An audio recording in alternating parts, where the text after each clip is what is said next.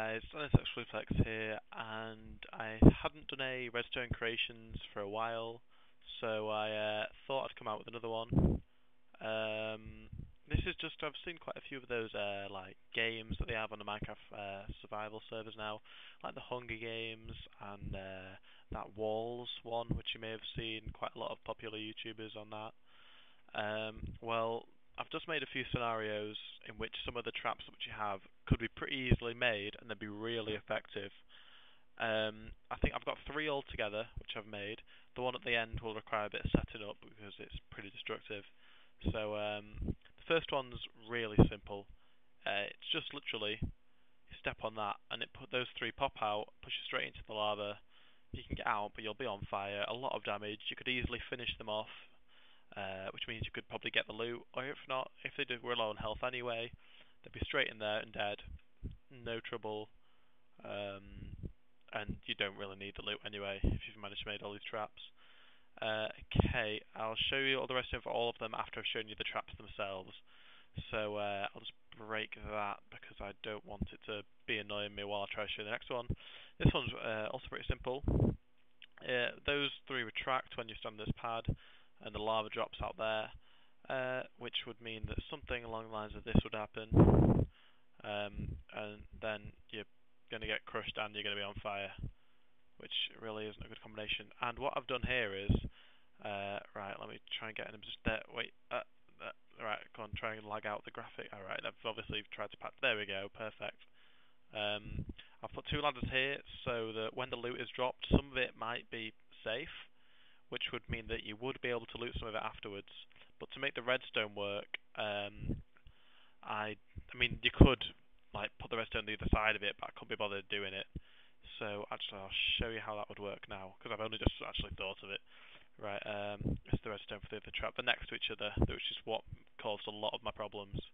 But right, there we go. So if I put that there, cool. You can see underneath how that's all clear there. And you couldn't really break underneath, or else then they'd be able to get out and be alive.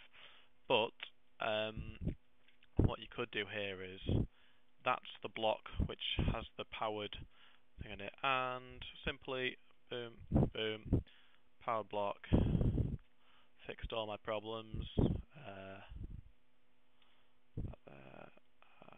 That there, cool. That should work. So obviously a little fake environment I've made here.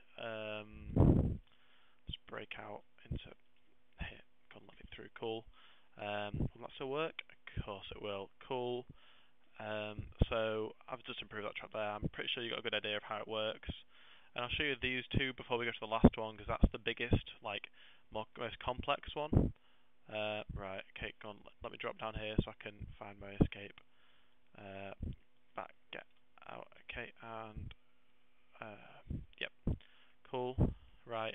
What happens is, for this one, the redstone simply goes from the powered block out to a inverter, which is so that they are permanently pushed out until there's a signal sensor here, which would, this is inverts because the power gets applied to that, and that torch will turn off, which will mean that all these will retract and they will fall into the lava. Okay, it's simple enough. It doesn't take much redstone. I tried to use as little as possible because, of course, you have limited supplies, and this is what I came up with. And now for this one, it's what if I? Oh yeah, of course. I used a redstone repeater underneath. So the redstone goes here, powers this block. This block has that on it, and that goes to all those, which will push out when. To make it more effective, you could make all these into pistons, which would mean they would be trapped in the lava, and they would have to break blocks to get out, meaning they'd be in there for longer and pretty much definitely die. I would have done that, but I would have had to reset it so many times, and I could not be bothered. So that's just me being lazy, but I'm pretty sure you're clever enough to realise how that would work. Okay, so that's these two. These are the simplest, but really effective. And now I've improved this one, actually, you would be able to collect the loot from it. So this would probably be the better of all of them. Although it, yeah, it'd just be the best of all of them, to be honest. I don't, yeah. So if I make my way back in through there. Cool. Just fix my little wall. Fly. Okay. Now this one is the most complex. Now obviously it's not set up because, as you see, these are not sticky pistons, which would mean that I'd have to reset it every time. And what happens here is, watch this. Okay. So what's going to happen here is some blocks are going to be pushed out to block your way there. Some blocks to block your way here. This is going to remove a block from the ceiling, and that's going to remove a block from the ceiling. You have to take into account that it can only push 16 blocks, which means that you will have to, somewhere in that path, remove 1 or 2 blocks to make sure it works. And then, so what happens is, you go across, carry on, and you're going to be blocked, and that'll go back. And what happens is, up here, you see this, it doesn't seem to do anything at the moment, but if there was a TNT up there, it would look pretty suspicious, which is why this is here. So what the idea is, there'll be a block here, all at the same time. The TNT will be set off, it'll drop. By this time, this will have pushed out, pushing the block out the way, then back in again. So the TNT should drop straight down into here, hopefully, in an ideal situation. If not, it'll be trapped there, which will still do a lot of damage, I'm pretty sure. But that would mean that you would be trapped, 2 TNT dropped, boom. It's obviously, you can't exactly reset it, but it's the most destructive, and probably it would be nearly, unless, obviously we've got the pressure plate issue, but what would be good, which I've just thought of, would be, oh, that wouldn't work as well. I was going to say that you could put a redstone, like pure ore block there, but that was a consistent pulse for a little bit, and also I don't think you'd be able to mine it. But yeah, so that would be the closest you could do, which is actually noticeable, to be fair, but you'd be pretty cautious. I don't know what you'd try and dig under it or break it or something. I don't know, maybe you could have a inverter somewhere in here, which would mean that when you break it, it would cause all this to set off. I don't know, I'm sure you'll be able to work it. It's not that noticeable. If I break the light anyway, you're not really going to be able to notice that. I mean, you can, I don't care. You get the idea, right? So I will now show you the redstone for this one. Now I'll go straight under here. Cool. Right. Okay. What's going to happen is you power that block there by pressing on the pressure plate. It's going to power this. This is an inverter, which is going to go through here, and it's going to go up to this is another inverter, as this will power both blocks in front of it to push both of them. The same on the other side. So that's an inverter, and that's an inverter. So it's like double inverted. This isn't all that complicated. It's all pretty simple stuff that I've seen before, or you've seen before, if you've watched any of my other videos, which I doubt. But oh well, all eight of you. Now this is powered because this powers. I don't even know how it works. It happened by accident, but basically what I did was I just placed the piston, stepped on the pressure plate, and it worked. And I was very chuffed because I didn't really understand why it worked. But oh well. I'm going to guess. Of course. Right. When this is lit, that powers the 2 blocks, that block, and because that block's touching it, it will affect that block. That's cool. That's cool. So yeah, you can obviously rewind the video and so you can see what you want. But it's all really simple. Again, it doesn't. I've tried to use as little redstone as possible. It would require 1, 2, 3, 4, 5, 6. But you don't really need the. Oh, you do need an inverter actually. But I'm sure you could actually rewire it so when this was lit, it went around and actually powered the. So you wouldn't. But you would be able to make enough torches. You have a lot of redstone, and sticks are easy to get from the wood. So I'm not going to bother doing that.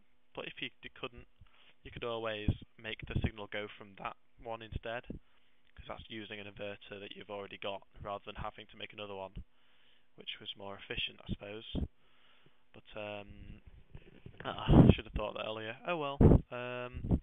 So I'm just going to set up this trap, and boom, boom. Right, let's go break that for now. Break that, break that. 1, 2. Oh, crap! I'm an idiot. I need to put the TNT up here. Now TNT, you do get if you've seen a wall. As I said, if you haven't seen it, look it up. It's really cool and fun to watch. It was 1, 2. It was here, wasn't it? Oh no, it wasn't. Was it here? Was it here? Yes, it was here. Okay.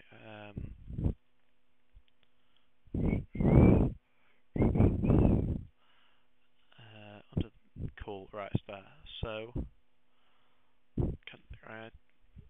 Slash game mode set boot defense. Is it set? Oh, what? Oh, right. Okay. Okay. Game mode boot tab is not gonna boot. Oh, right. Okay. Fine.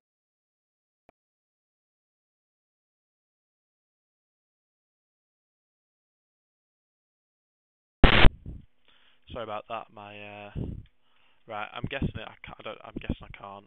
I don't know. Well, I don't really get why, to be honest. Slash game mode 1.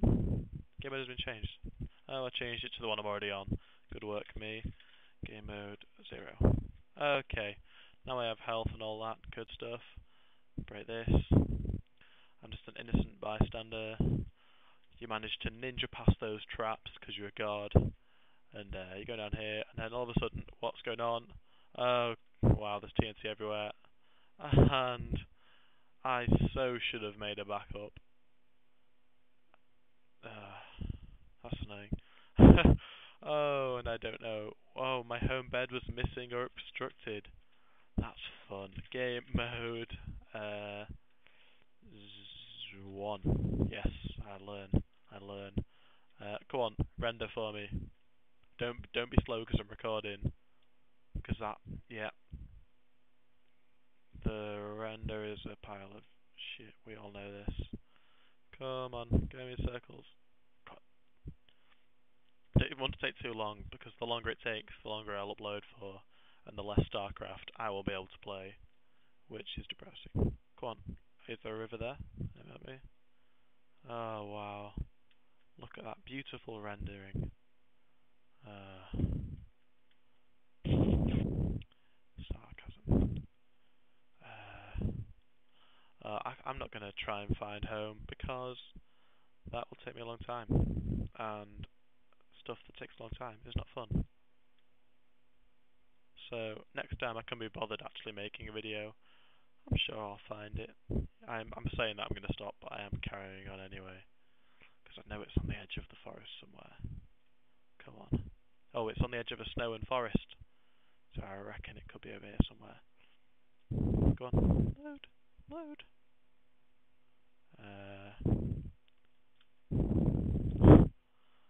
Oh, that's really cool. That's actually really cool. Okay, that's nice.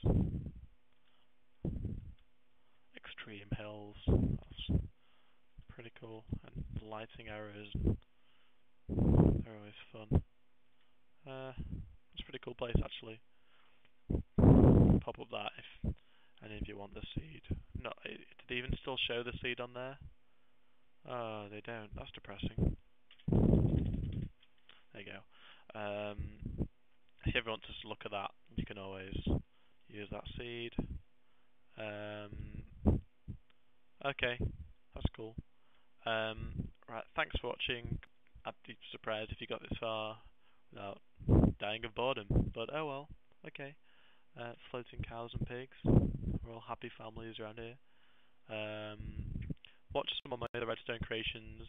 It's all similar stuff to do with pistons and there's timers, day and night cycles, some NPC like integration with the Redstone. It's all logical, and I've tried to make it as simple as I can. So yeah, thanks for watching. This is Nice Reflex. Watch some more videos, like whenever. I really don't care. Judge it how you want. Thanks for watching.